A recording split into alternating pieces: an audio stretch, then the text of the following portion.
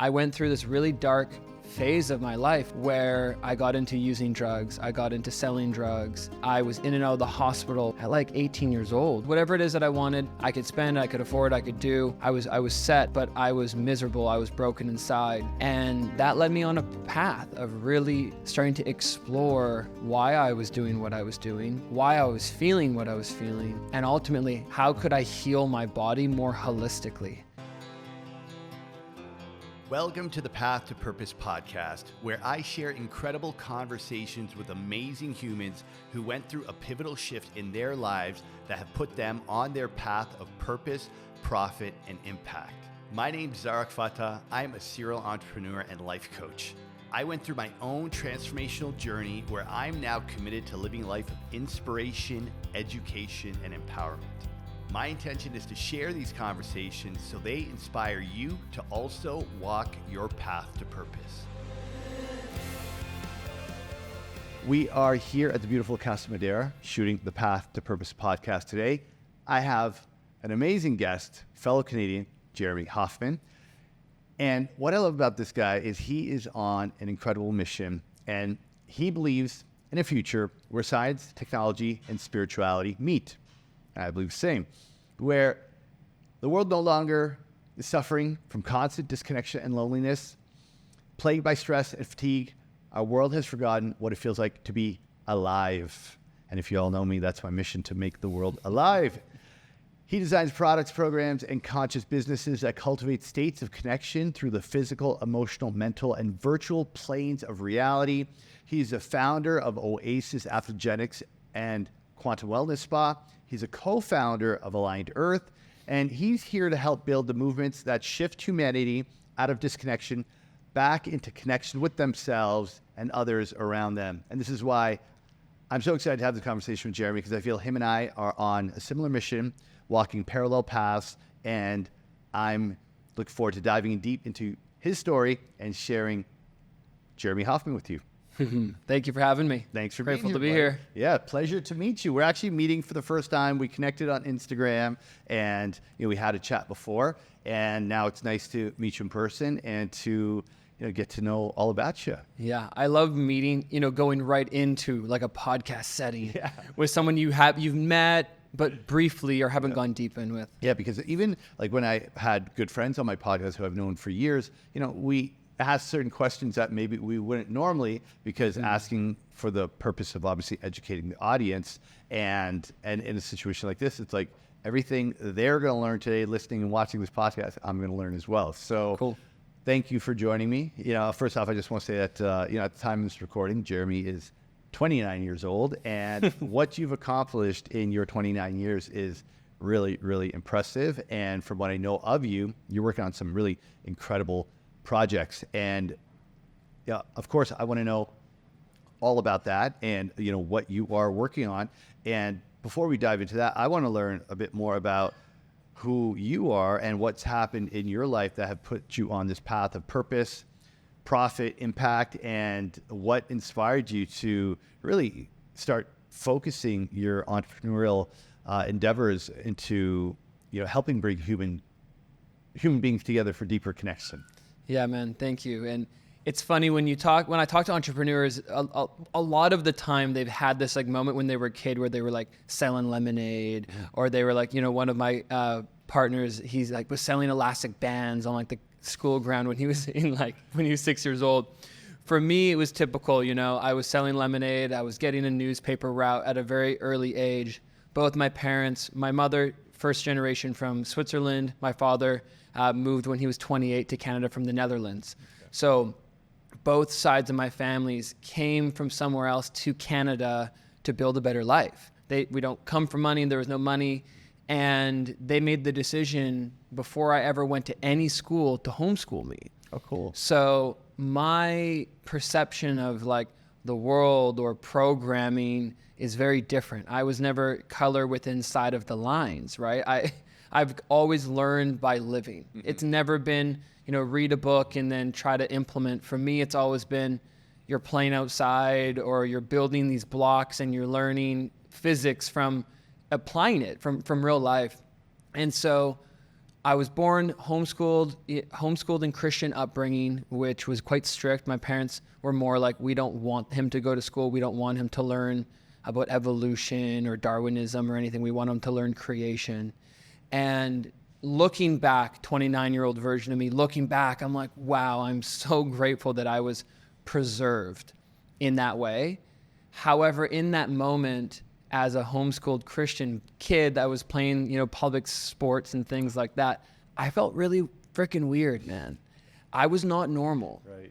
In a small farm town in Canada, outside of Vancouver, I was like the homeschooled Christian kid, And so most of my life, up until 14, 15, I really struggled with wanting to be normal, which again, I do the opposite now. I do not want to be normal. I'm going against the grain. I didn't have that awareness at that time. And so what did happen is because I wasn't going to school as much and I would do my school in the evenings, I'd work for my dad. He owns a greenhouse. He grows flowers, poinsettias, hanging baskets, things like this. So by the time I was 12, I was already managing people. While he was out doing deliveries, I was figuring out more efficient ways to put soil into pots and how to move the pots and get them planted. And there was no, machinery or cool technology. So my brain from a very young age was always thinking, how do I do things more effectively and quicker? That's been programmed into me from, a very early age. However, with the resistance or with the tension that I was feeling about being weird or not normal, I ended up rebelling super hardcore against my parents, against Christianity, against anything of religious connotation. It was kind of shoved into my field, People say down your throat, but for me, it's the field of energy. So it's into my field, and it led me on a path where I got into using drugs. I got into selling drugs. And from the age of about 17 to 22, 23, I went through this really dark phase of my life where I was doing steroids, I was doing blow, I was not the good, drugs that the world isn't welcoming as much yet, but the ones that were really challenging and detrimental to my body. And I was in and out of the hospital for, more than 2 years with walking pneumonias and autoimmune diseases at 18 years old because I was pushing myself and my body so hard. And during this time, I was doing construction, nothing crazy, but I had some side businesses. I was early on in cannabis and built some of the early cannabis brands and, a marketing agency that was doing this and started some Amazon FBA. So my entrepreneurship was coming back and expressing itself. But my foundation was I had a construction company. I was building homes, doing renovations. Now, fast forward a couple of years, I had 2 properties already. I bought my first one at 18, my second one at 21. My construction company was doing great. The side hustles were doing great as well. And I was miserable. During this time, I got married. So I had the house, I had the cool truck, I had the cool toys. I could go on any trips I wanted, go to the restaurants, go downtown, go to the clubs, get bottles, whatever it is that I wanted. I could spend, I could afford, I could do. I was set, but I was miserable. I was broken inside. And that led me on a path of really starting to explore why I was doing what I was doing, why I was feeling what I was feeling, and ultimately, how could I heal my body more holistically? How could I start to, repair the damage that I had done over the past number of years? There was a moment where I decided I wanted to get rid of everything. My wife had decided to leave me. I was at this rising of the phoenix moment where I felt like I had lost everything. I was at rock bottom, and I made the decision to sell my houses, liquidate the company, liquidate all of the things that I owned, and go all in on building companies that I believe would make the world a better place. And I pinpointed the pain points in the areas where I fell into addiction or consumption or addiction from drugs or porn or workaholism, whatever it may be. And I looked at the world and I looked at the trends and I looked at what was happening in Asia and other cultures. And I pooled all of that energy, all of that focus into building companies that I believe provide those solutions to people. Wow, that is quite the beautiful journey that you just shared. And first off, thank you for being so open and vulnerable about all of that. And I'm curious to know, as I hear you share about this, even though you had a different upbringing and sounds like you had loving and supportive parents, and you were not necessarily in danger or threatened, what do you feel it was that had you go down that dark path? Like, what was the pain that you were trying to numb yourself from? Because I'm a believer that people don't necessarily get high or drunk because they like how it makes them feel. It's actually how it doesn't make them feel. So what was it that had you go down that path? Was there any specific incident, or was it from feeling maybe like you were alone or like you weren't normal, as you said? Like, what was it that put you down that path? Yeah, I mean, I like the opportunity to share this, right? Because I've tracked this back through layers of like teen, young child, and back even to like 8-month-old baby, right? Going through my experiences of like what really led this. Because for me, I think in my work with other humans as well, is we think that trauma is maybe coming from this like super traumatizing event. You've been raped, or you've been beaten, or something really bad has happened that you can remember.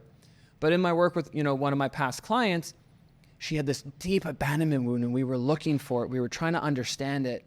And, as we were in the state of meditation, I saw this image of her at like 4.5 years old outside of a warehouse. And I was like, hey, like, I see you or a young girl in your field outside of a warehouse. Like, what was going on? And she starts crying. She's like, my mom forgot me outside of gymnastics class. Wow. And that's where I get goosebumps in this moment, right? Yeah, and that, my whole body. And that was the moment, the core moment where she picked on, again, not, generational trauma, but in her lifetime, maybe it was triggered, something even longer. But in this lifetime was this moment of her being left outside gymnastics class. That was the core of her abandonment wound that's followed her into all of these relationships with men. Now, the reality of that situation is that her mom had 3 other kids, was leaving work, was super busy. This is before calendars and notifications in her phones, right? And just flat out forgot, not intending to traumatize. So you mentioned, I have loving, potentially loving parents. It was what you had shared. I agree that I think my parents were very loving. They did the best that they could. My childhood was really rocky with them. It was really challenging. There was a lot of emotional and physical abuse, not because they were trying to not love me. That's the way that they knew how to protect and love me. Right. Now, as a young child, that led to a lot of abuse and a lot of pressure. Even little things like my dad, I love him to death. But, I wouldn't eat until we would finish, something in the nursery, in the greenhouse, right? So a couple of years ago during COVID, I was trying to figure out why I was working so hard before I would eat a meal, right? I needed to feel complete in order to reward myself. And I was losing weight because I was barely eating because I was so hyper-focused, which is a blessing that I can hyper-focus and work so hard, but it's detrimental to my health. And so while the upbringing, I did have 2 parents that are still together, even though there's rocky moments, that really did love me, it was very challenging. And the main thing for me was that religion that was being, kind of forced into the field just didn't make sense. It felt very hypocritical to me. And at a young age, I was looking at, governance societies and medical systems and things like this, and it all felt backwards to me. Like, as a child, the whole world kind of felt upside down and backwards. I was like, so we pay this, but this is what happens, or we go and we get, a symptom or a Band-Aid to the problem, but we're not looking deeper. Same with, for me, religion. It lacked the depth and the explanation of our multidimensionality.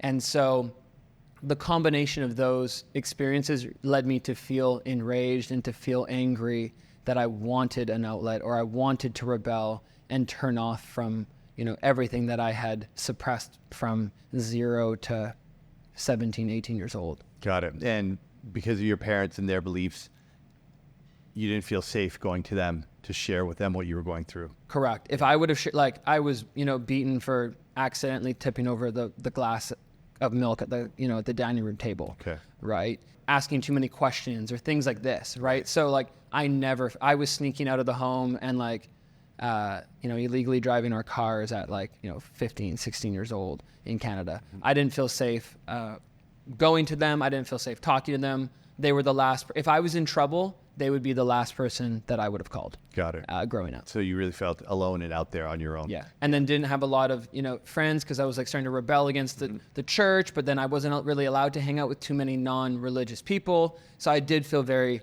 isolated in my, journey.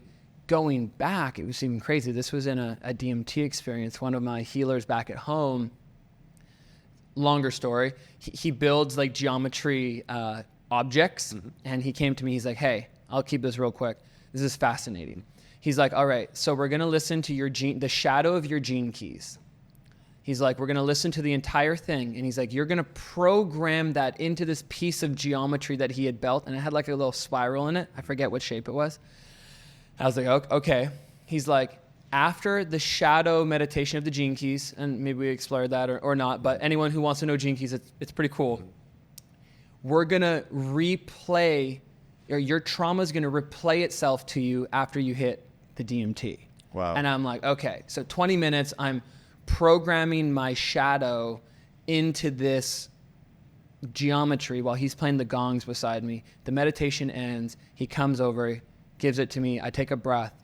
Usually DMT, I've gone into black realms, but I've also gone into very colorful, immersive realms. This was just a black and white video of me at 8 years old, like 8 months, black and white, frame by frame, like I was watching a movie in the 70s or the 50s, whatever it is.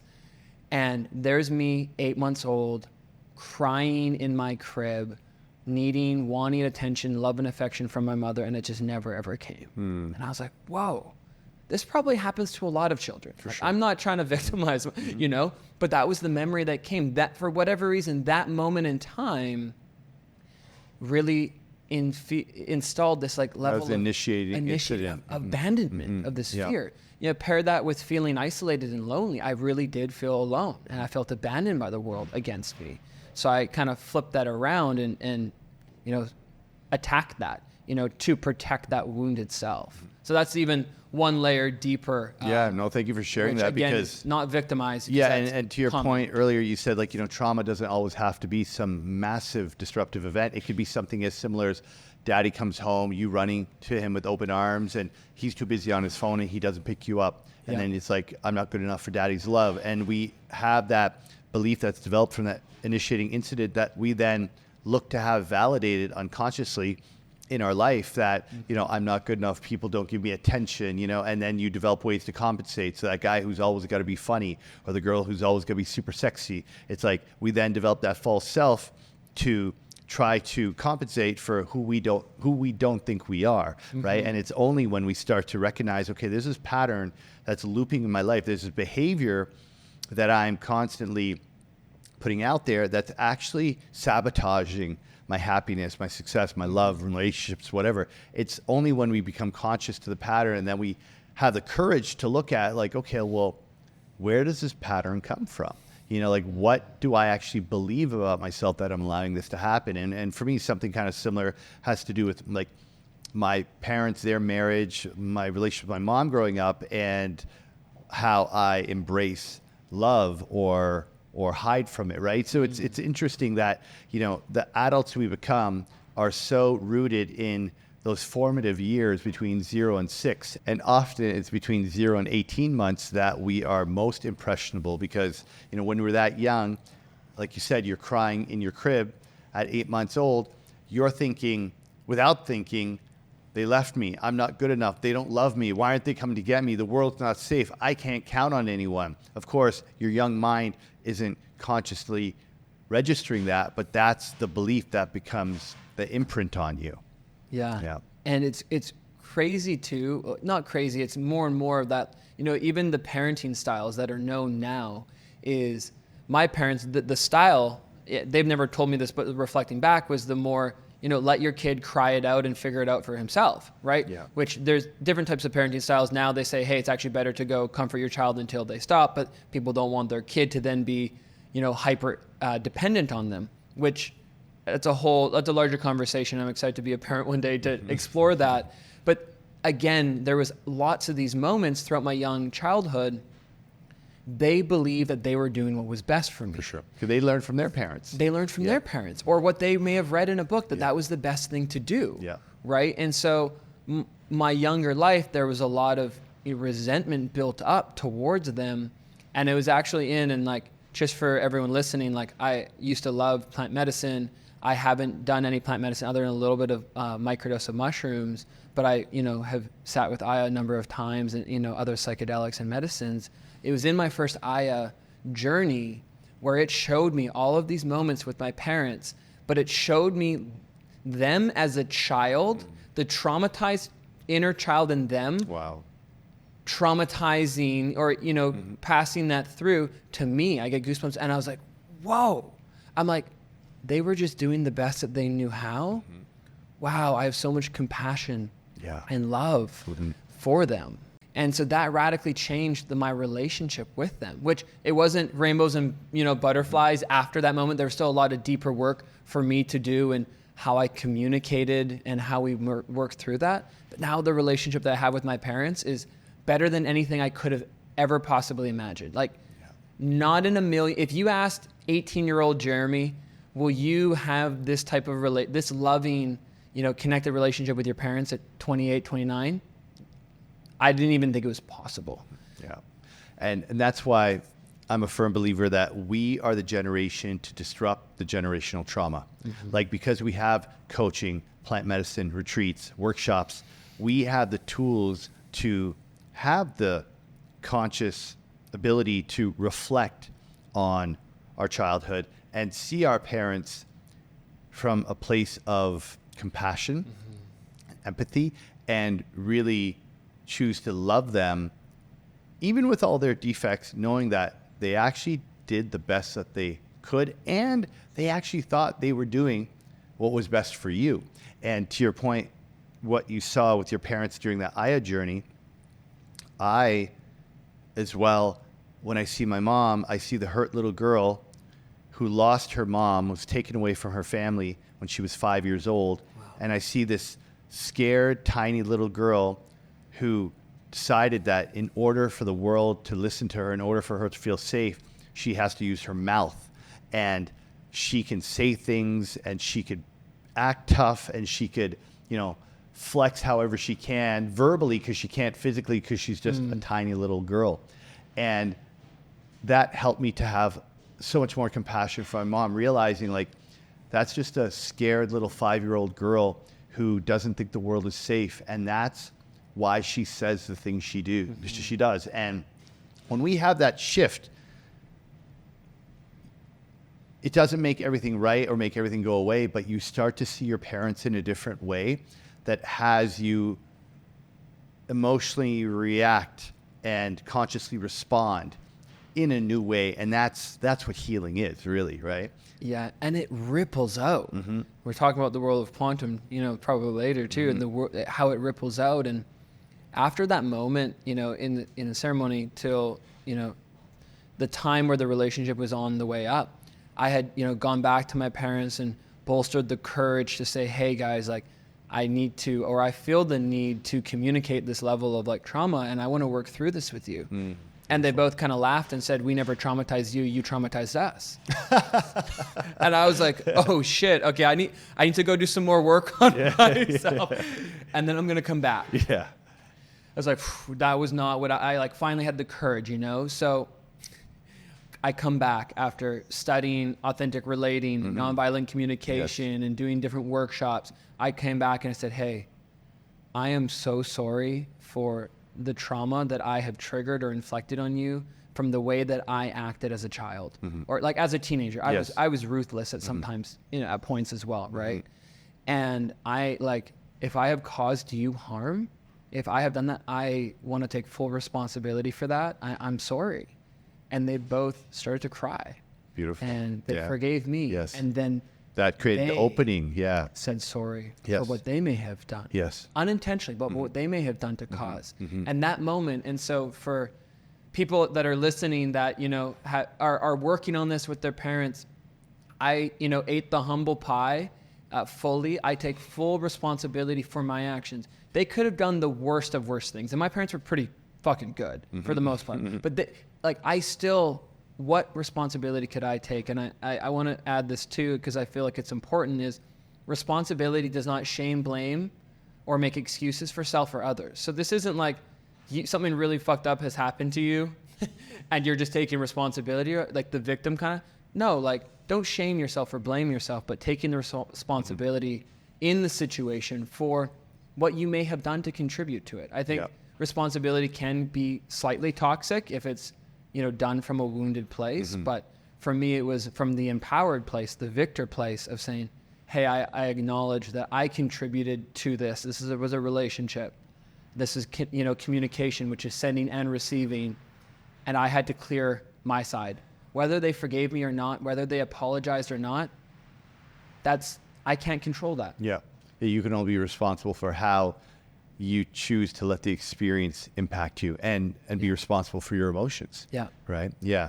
Well, yeah, that's beautiful. And similar. Yeah. I'm glad you shared that because, I'm sure for many people listening who have resent towards their parents, who are blaming their parents for however their life may have turned out, until you take ownership of what happened and acknowledge your part in what went down and be able to accept that you're a co-creator of the situation, then you're going to continue to have that resentment and frustration. And that's not how you're going to heal or move past it, because we have to have gratitude and appreciation for what life gave us in order for us to fully let it go and heal from it. And that's a journey. I mean, this is part of why our souls came to Earth School, is to go through these different challenges and experiences for us to grow. And, for a lot of my clients who have issues with their parents, I ask them, what if you chose your parents?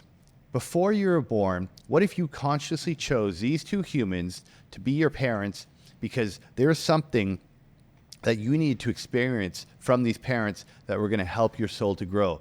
What do you think? Why do you think? What was the reason that you chose them as your parents?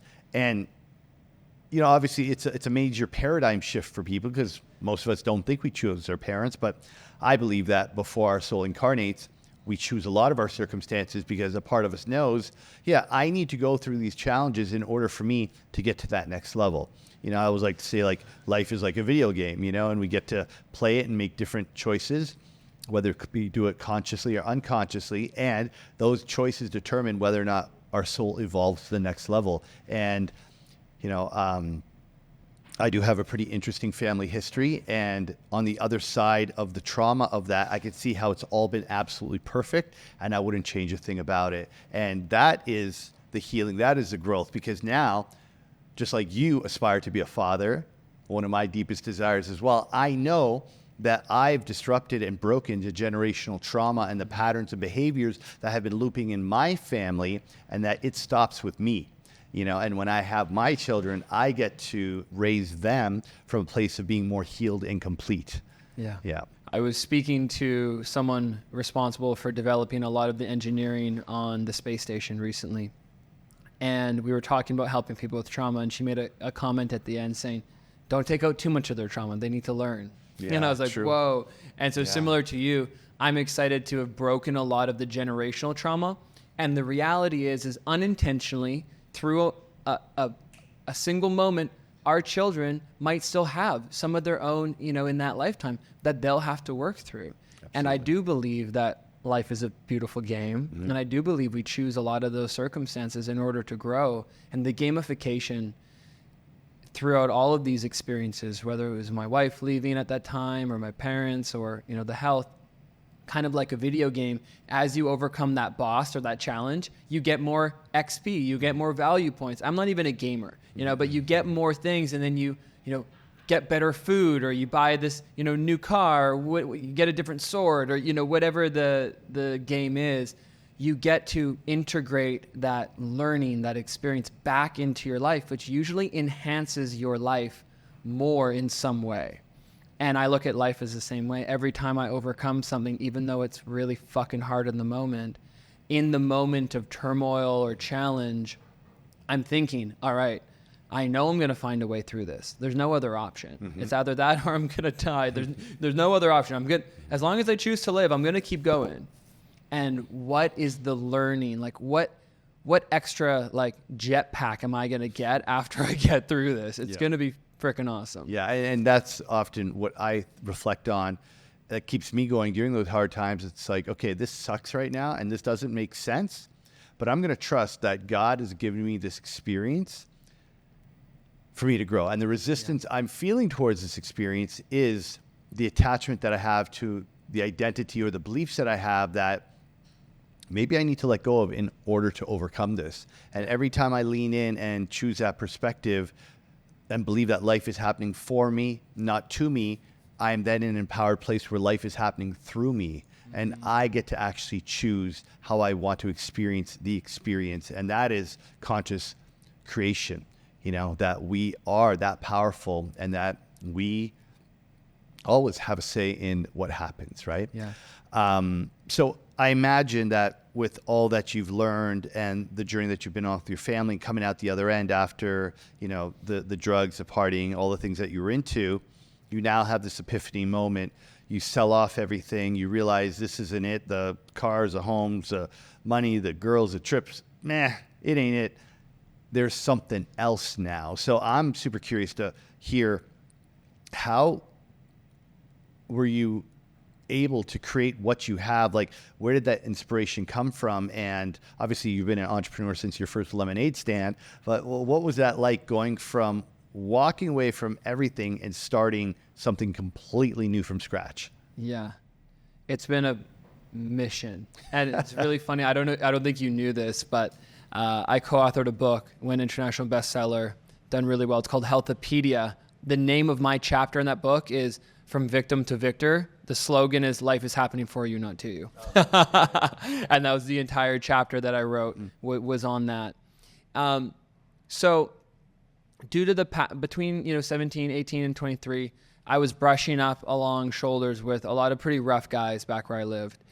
And as I came through these, revelations, and I had, gone to Bali and Thailand and learned breath and movement and different energetic practices, it's like, came back to the, America, Canada, and I was like, people aren't doing this stuff. There was yoga, but people weren't really doing breath work yet. This is 2018, okay. Right? So Wim Hof hadn't blown up yet. Wim Hof was starting to, right? So there was guys in Bali, Lee Davy and others, doing Wim Hof type stuff. But here it wasn't as, mainstream. At least my algorithms were not showing it to me, right? And so, which is a whole nother consumption conversation that we might dive into. It's fun. But regardless, I came back. A lot of the people in my network were drug dealers, gangsters, had served time, or were in the crazy party lifestyle, nightlife, whatever it was. And so I was like, okay, I really want to start with what's in front of me, right? I always believe God source universe is giving us clues. It's just a matter of if we're going to listen to them. Like, I actually believe life is quite simple, but that doesn't make it easy. It's like, what we need to do is like simple, but ending a relationship is a simple decision, but it's not easy. And there's a lot of other steps that go with it. So long story short, it was psilocybin that cracked me open originally and just radically transformed my life. When I was healing my body, when I started to replace any stimulant with functional mushrooms, lion's mane, cordyceps, chaga, turkey tail, these were almost single-handedly responsible from a supplement level, the things that helped bring my body back online. So it was a natural progression that I actually started to offer, sessions sitting with, psilocybin. I'd been learning. The woman that I had married, her mother had been an ayahuasquero for a number of years. Okay. And so I was brought in. I'd sat in, well over 100 ceremonies and had angel through different events as well. So learned that world. And I started facilitating with ex-drug dealers and gangsters. And some guys that, one of the gentlemen that I'm going to speak to, he had overdosed on Hastings Street, got his shit together, came down to LA and started one of the most epic tech companies that I know. Wow. Right? So that gentleman came and sat with me. One of my friends had brought him. He's an incredible guy. He's a professional hockey player. He's the enforcer on a pro team now. Okay. And we still do lots of beautiful work together. And so he brought me, and he kind of just gave me this look after the session. He said, hey, that was the most incredible like breathwork meditation, psilocybin experience like I've ever had in my life. What do you want to create, kid? It was kind of like, hey, kid, what do you want to do? We went out for dinner, and I was working on this like custom towel company. When I was in Asia, there was these incredible like stretchy towels that I used for sun. I used to protect myself from the sun. I used to keep me warm at night, but there was no cool design on it. So I was working on creating cool design towels. So I told him this idea. I'm like, I want to revolutionize the way towels are sold. And he's like, nah, it's anyone else can do that. Okay. I was like, I want to make sure that everyone in Canada has access to microdose mushrooms. And he's like, there you go. That's leveraging some of your strengths. So we worked together to launch some of the early microdose brands in Canada. We built an agency that was able to help. He had come from cannabis marketing, so we built an agency that was able to help a lot of the early microdose brands. I ended up getting connected to Robin Carhart Harris at Imperial College and a couple other public psychedelic companies, starting to actually bring this forward in a major way. That, starting the microdose company, because I was in Canada, where a lot of the psychedelic companies were popping up over the last 5-10 years, brought me into this opportunity where I had guys from capital markets and venture capital and funds saying, hey, what do you know about microdosing? Can I get some? I'm hearing about it. Like, I want to try it. That led me into providing, through others, this microdose opportunity. And then that led me into, oh, wow, there's a bunch of these successful men primarily that are, very well off, have done well in business, but they need help. Their lives are in shambles internally. Did some work with Gerard Adams, from early Gerard Adams, from his like coaching and masterminds and things like that, learned a good foundation and started coaching people. And I was like, okay, this is great, but the one-on-one thing, like I want more. Like I want to help more people. This is limiting. So then I started an event, like a mindfulness event organization called Connected Community. And we would do up to 11 events every month: breathwork, mindfulness, cold plunging, human relating, sound baths, ceremonies, all of that. And I could go on the whole progression. It's a long line. I've had the opportunity of being part of 12 companies in the last 5.5 years. Most of them I have founded, funded. Some that I've Connected Community just kind of did its thing. I moved on, right? Some that have been exited as well, that I've been part of.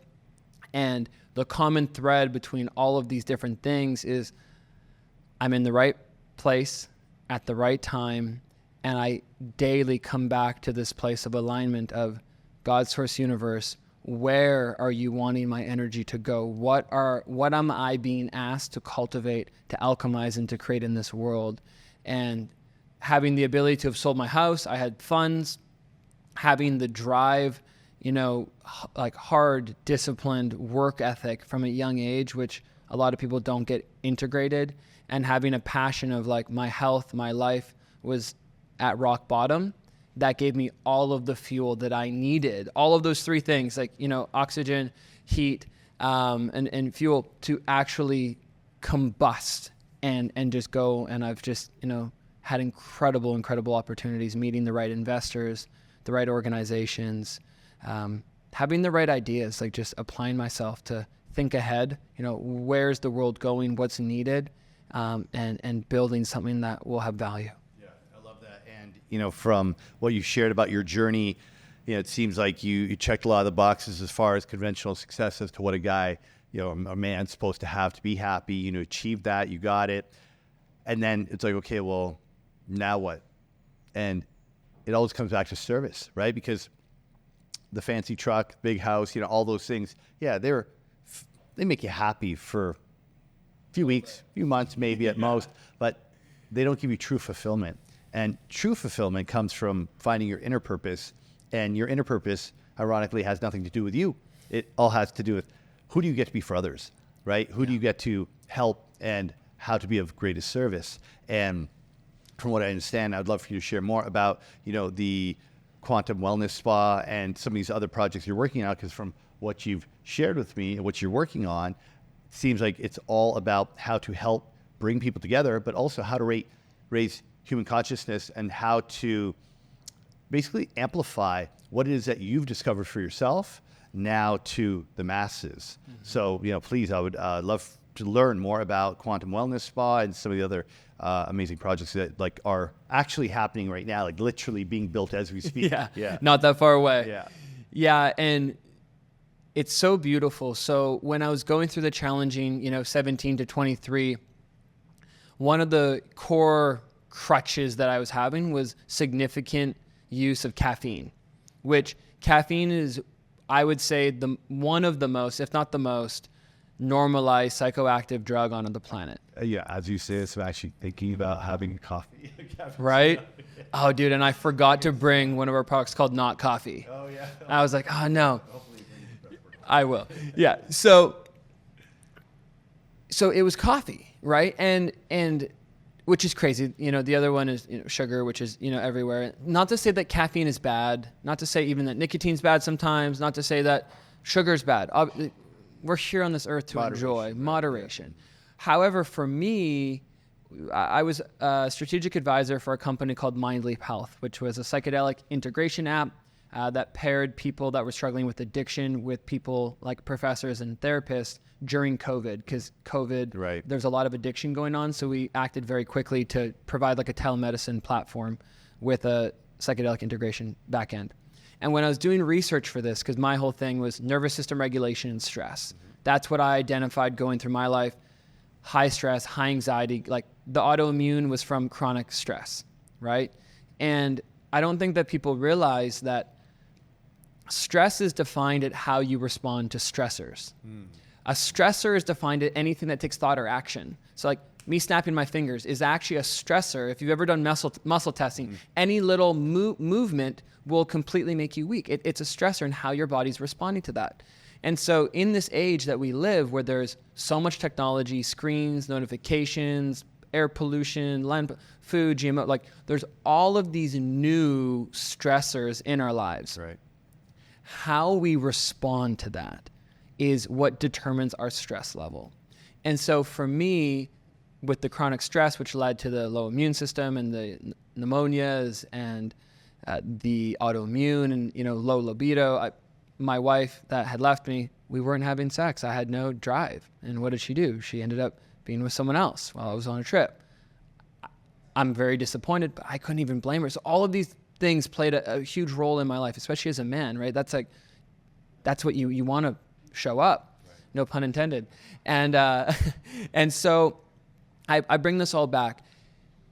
The current company, or the current thing that I identified when I was doing research for Mindleap and stress was the same demographic of people that were the most stressed out were the same demographic of people that were drinking more than about 2.5 cups of caffeine or coffee on average. So the most stressed out people were also the people that, interestingly enough, generalized stereotypically, were drinking the most amount of caffeine. Interesting.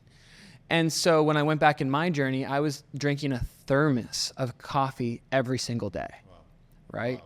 A lot of caffeine, about 1,000 milligrams, including, pre-workouts and all these other things.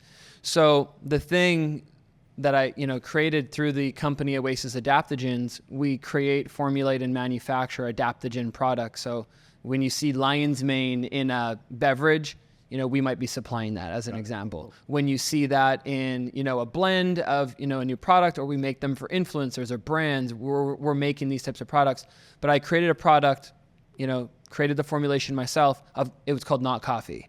And so we created 16 different herbs, mushrooms, minerals, ashwagandha, shilajit, high dosages of these ingredients, all of the lion's mane, cordyceps, chaga, all these mushrooms. This blend basically healed my gut and re-energized my body with very little caffeine instead of coffee.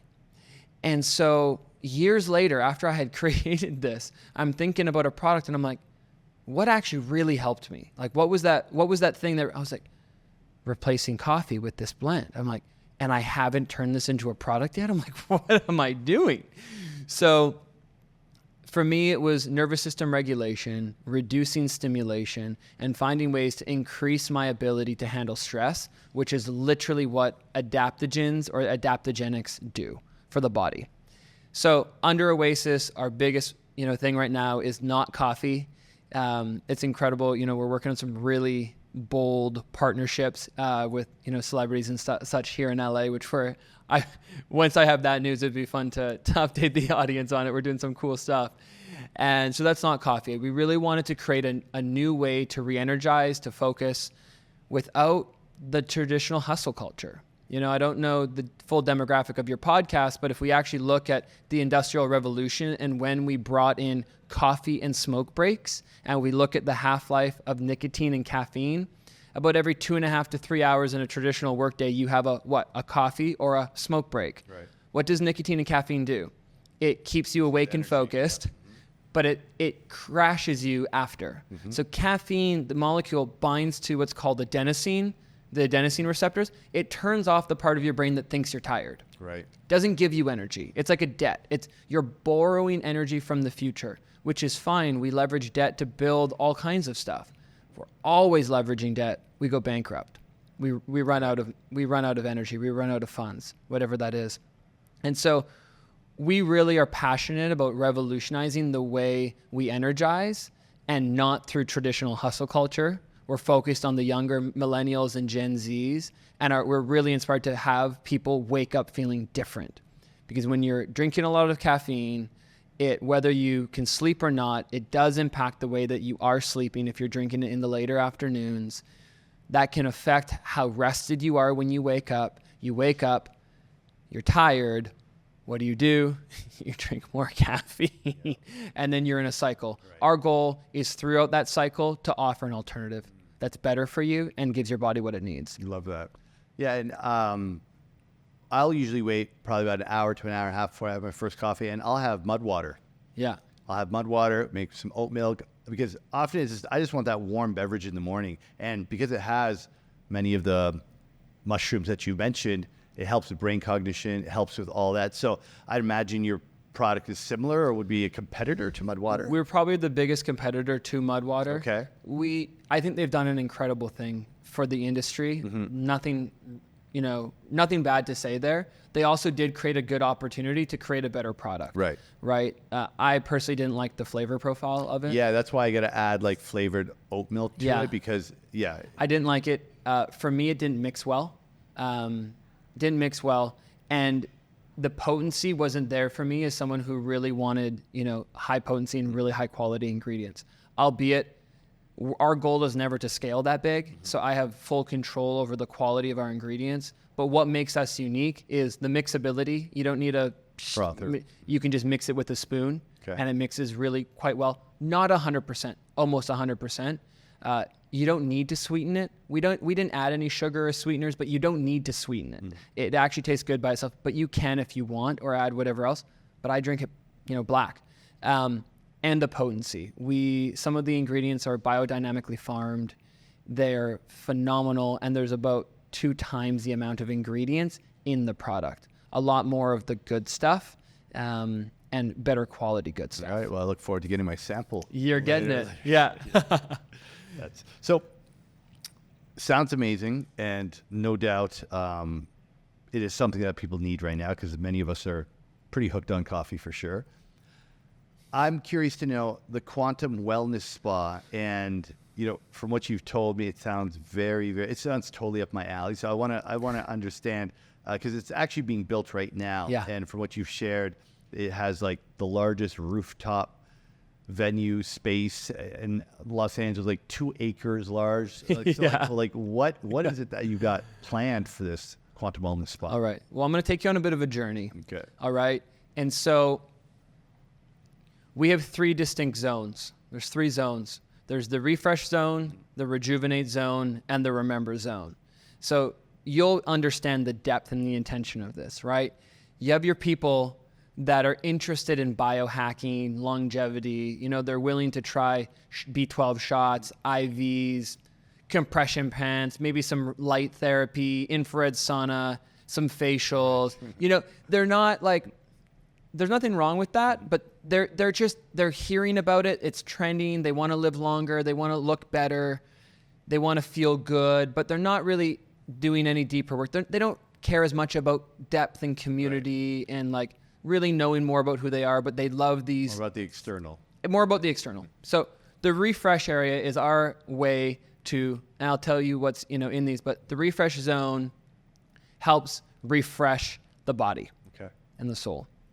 The rejuvenate zone, 3 zones. The rejuvenate zone is all about growth and connection. Inside of the rejuvenate zone, there's a 40-person immersive sauna. Okay. So blacked out sauna. We have wood and lights that go up over top of it. Full sound system, full lighting design. We're even working with local DJs to create sets for the sauna. Very cool. Of course, we'll have classes going on there. Our cold plunge area, so this is all in the rejuvenate. Our cold plunge area has a special type of 3D printed material with lights behind it. So you're going to feel like you're in an ice cave that is alive and moving as you go into our cold plunges. Then in the earth room, we're importing quartz floors from India, and we've drilled down into the earth copper rods. So our earth room is going to be completely grounded. Wow. Grounded to the earth, overlaid with quartz that lights up, and we're bringing in woods and stones and plants, plasters, water to create this earth room that's fully grounded. And this will be our breathwork studio. Okay. This room will be for social interactions, but it'll also be for our breathwork classes. That's all in Rejuvenate. So growth and connection, growth through the contrast, growth through the connection, growth through the breathwork and the other classes that we're going to facilitate. The refresh zone, as mentioned, it has your IVs and all of the biohacking types of stuff. Now the remember zone. So you come through the refresh, you've been refreshed, then you're curious about the rejuvenate and you're like, oh wow, like I can go and be with 20, 30, 40 other people, like-minded individuals, and go through this sauna and go through this cold plunge and go into this earth room. Like, okay, what's next on the journey? I believe that we're whole and we forget our wholeness. Yes. I don't believe that we're broken and we need healing. I believe that we're whole, and we do healing in the process of remembering our wholeness. But it is, to me, about a remembrance of who we are, a remembrance of this wholeness. So our final section is called Remember. In there, we have some unique pieces of energy-based technology. One of our proprietary pieces of tech called the Quantum Energy Wellness Bed. It basically looks like a titanium table, which I'll talk more about, but unique rooms for our technology. Then we have like a bodywork and massage room. So that will have all of the latest and greatest, from sound to light to fascia work to the acupuncture. We have some incredible practitioners that we work with here. So that will be the bodywork room, going deeper into the layers of the body. And then we have a practitioner space, which on rotation will have Ayurvedic, traditional Chinese medicine practitioners, as well as stem cells and peptide consultations. Wow. You got all the bells and whistles. All the bells and whistles. And we're partnering with clinics, and we have our own team to run all of our functional medicine reports as well. Okay. So we'll be able to go look at how your organs are doing or look at how your body's doing, and working with our medical director to create a plan for that. So I've taken you on a journey of the zones. And I won't make it too long, but bear with me. We've brought in the company who created the scent for the One Hotel chain and a number of others to create a unique scent custom to our spa. We're working with an Emmy Award producer to create custom soundscapes throughout the spa. And every inch of the location is custom designed. We brought in experiential interior designers to make every inch, no matter where you look, you'll see intention into our design. No matter where you smell, you'll feel the intention. No matter who you talk to, you'll notice the intention. And so this place, we're even wrapping copper around the outside of every single room and bringing in a leading expert to imprint and program the essence of each space, of each room throughout the entire location. So this place is going to be, I haven't seen anything like this before. Yeah, it sounds like. I was inspired because there's incredible places, in Toronto and Vancouver that are very holistic, very bathhouse style. But then there's also in this world, there's very medical. It's very medical feeling. And, some of the ketamine clinics and some of these others, they're great, but they're very limited. And, the ability to create a unique environment an experiential one. And so I've been working on this for years to really get all the pieces in place to bring that all into one location. It's incredible also that where we've built this, the rooftop, it's a 9 floors, but we're on the ground floor. So on the rooftop here, we have access to the largest rooftop in North America. It's over 2 acres large. So we can throw up to 1,000-person conferences, events. We've been already doing wellness events where there's music, there's breathwork, there's cold plunging, there's saunas, there's IVs, there's cupping, all of the things that we like in an experiential environment outdoors. There's flowers everywhere, there's pool. It's unlike anything that I've seen. And so my focus is really, how do we create a ripple? How do we create a lighthouse in downtown Los Angeles? They say that Los Angeles can be one of the most influential places on the planet. A lot of culture spreads out from LA. However, when you're here, there is a lot of homelessness. There's a lot of brokenness. There's a massive divide between the lower and the upper class. And so our pricing is very fair. Our education will always be free. Our events and experiences, we try to make it so that people come back. We're gamifying our memberships so that if you're a member and you donate at our affiliated charities or not-for-profits, you earn rewards that can go to services like the massage or the IVs. So we're gamifying our members' ability to give back to their community, which directly correlates to them receiving more health and wellness value. And we've agreed to donate 10% of all profits back into the local community within a 10-mile radius of our front door. So as we scale this, we're already looking for other locations. We're well funded and well connected. That will be something that reigns true at every location. So everywhere we go, we'll gamify the members, and then we'll also donate back into the local community. Because if you're familiar with the torque field or the quantum field theory, it is regenerative. And I believe that more needs to be done in how we give back. And I believe in building a profitable business. But if we are not actually sharing in that value back into our communities, back into our societies, we've been trying that for the last 50 years and it's not working. And so something more needs to be done. And it starts with community, and it starts by giving back to those communities as well. Absolutely. Yeah, that's so beautiful. And that is a very impressive concept. You could tell by your passion and the attention to detail. It's been really, really well thought out. And I can't wait to experience it in person. I hope you build one in Toronto or in Miami. We're coming. Yeah, because it sounds like an incredible facility and much needed as well. Bringing a lot of these modalities and the processes and technologies that are really available now, but the majority of the population don't know about them. And the more people that get plugged in, tuned up, renewed, remembered, it's going to have the ripple effect of us doing our individual healing, so that we can then inspire and lift others, right? Yeah. So, it's ripple. Our front door is being custom made in Portugal. It's the exact replication of a stone creating a ripple in water. wow.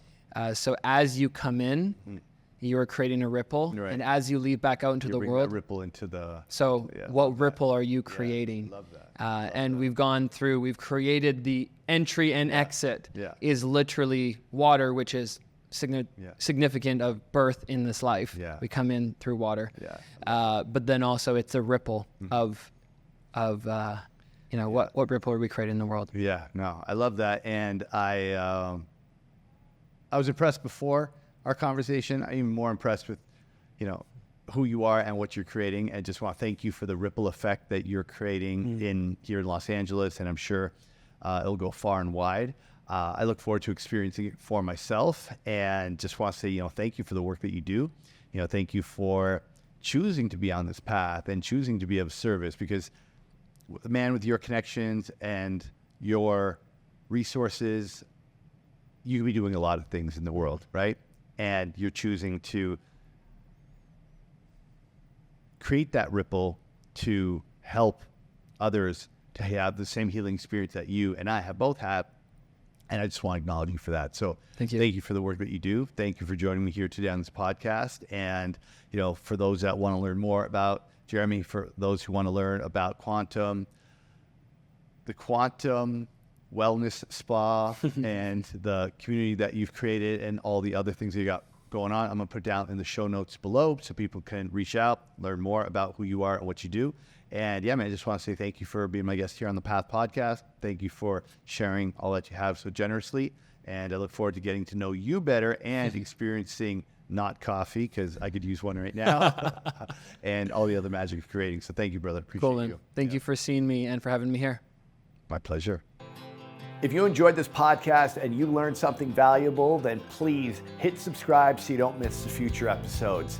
I'd love it if you share this with a friend and leave us a review. Your feedback is so important to our growth. Thank you for supporting the Path to Purpose podcast. I appreciate you. I'll see you in the next episode.